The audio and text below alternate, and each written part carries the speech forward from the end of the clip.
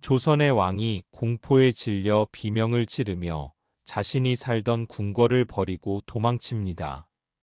적군의 침입도 반란군의 칼날도 아니었습니다. 정체를 알 수 없는 기괴한 짐승이 밤마다 왕의 침소 지붕을 긁어대며 피냄새 섞인 악취를 풍겼기 때문입니다. 국가의 심장인 경복궁을 폐허로 만들고 왕을 노숙자로 만든 이 괴물, 대체 그 정체는 무엇이었을까요?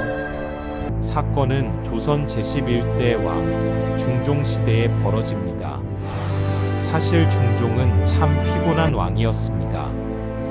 간정으로 얼떨결에 왕위에 올랐지만 힘있는 공신들 등살에 밀려 하루도 마음 편할 날이 없었거든요. 궁궐 안팎의 정치는 살얼음판 같았고 민심은 흉흉했습니다. 이런 억눌린 분위기 속에서 사람들은 본능적으로 느꼈을지도 모릅니다. 무언가 불길한 일이 터질 것 같다는 예감을 말이죠. 어느 날 밤 평화롭던 경복궁에 기분 나쁜 소문이 돌기 시작합니다. 목멱산, 그러니까 지금의 남산에서 시커먼 그림자가 내려와 궁궐 담장을 훌쩍 넘었다는 겁니다. 처음엔 다들 도둑이거나 커다란 들개겠거니 했습니다. 하지만 목격자들이 늘어나면서 소문은 공포로 변합니다. 그 존재를 마주한 궁녀들이 발작을 일으키며 쓰러지고 내관들은 겁에 질려 직무를 포기하기 시작한 겁니다. 이 괴물은 단순히 눈에 보이는 무서움만 준 게 아니었습니다. 짐승이 지나간 자리에는 말로 표현할 수 없는 지독한 썩은 내가 진동했습니다. 마치 수십 마리의 짐승 사체가 한꺼번에 부패하는 듯한 악취였죠. 밤마다 들려오는 소리는 더 기괴했습니다.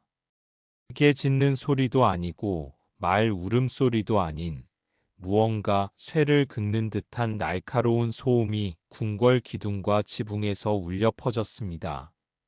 사건이 심각해지자 드디어 수사대가 급파됩니다. 조선의 정예 부대인 내금이 군사들이 횃불을 밝히고 궁궐 구석구석을 뒤지기 시작합니다. 그런데 이상한 일이 벌어집니다. 분명 담장 너머로 사라지는 짐승의 꼬리를 봤는데 막상 가보면 지독한 냄새와 털뭉치만 남겨져 있을 뿐 괴물은 연기처럼 사라져버리는 겁니다. 군사들은 보이지 않는 적과 싸우며 극한의 피로와 공포에 시달립니다. 이제 궁궐은 밤만 되면 귀신이 나오는 집처럼 변해버렸습니다. 실제 조선왕조실록의 기록을 보면 이 믿기 힘든 상황을 아주 구체적이고 건조하게 적고 있습니다. 실제 조선왕조실록의 기록을 보면 이 끔찍한 상황을 이렇게 건조하게 적고 있습니다. 밤에 개와 같은 짐승이 나타나 강령전 근처에서 돌아다녔는데 그 모양이 매우 기괴하고 몸에서는 지독한 냄새가 났다.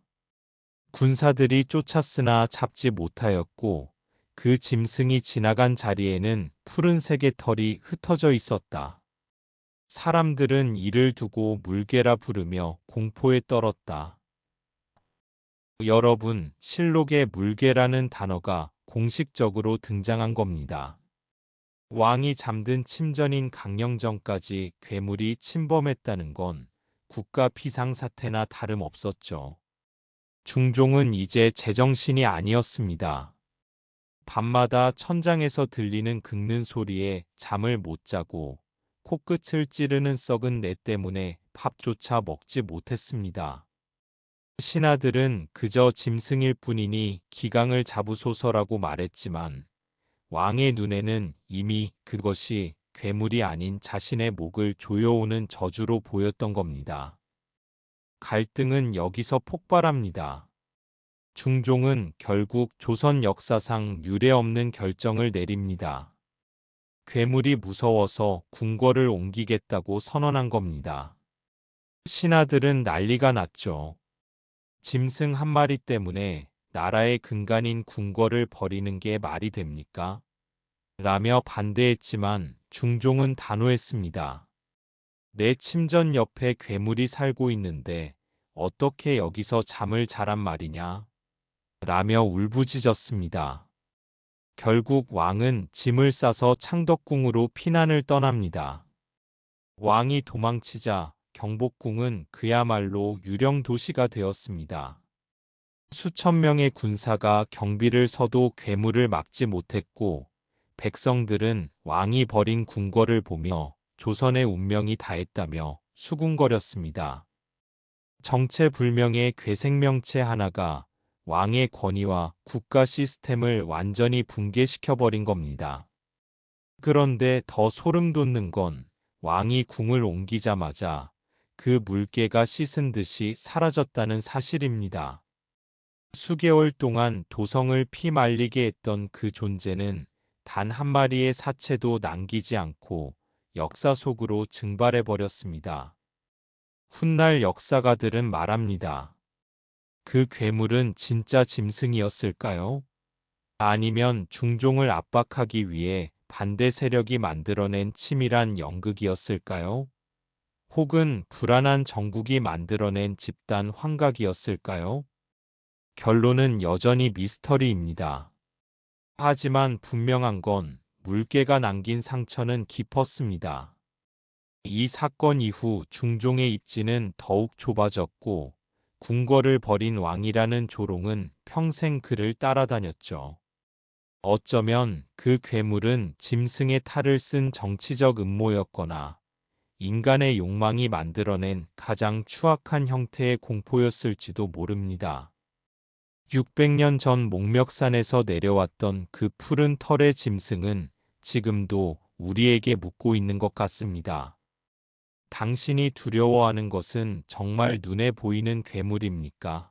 아니면 당신 마음속의 불안입니까? 오늘의 조선판 곡성, 목멱산 괴물 이야기는 여기까지입니다. 실록에 기록된 이 기괴한 사건이 여러분의 등골을 서늘하게 만들었다면 구독과 좋아요, 알림 설정 부탁드립니다. 다음 시간에는 더 재미있고 미스테리한 주제로 찾아오겠습니다. 효종의 의문사 머리에서 솟구친 피의 진실편을 기대해 주세요. 끝까지 시청해 주셔서 감사합니다.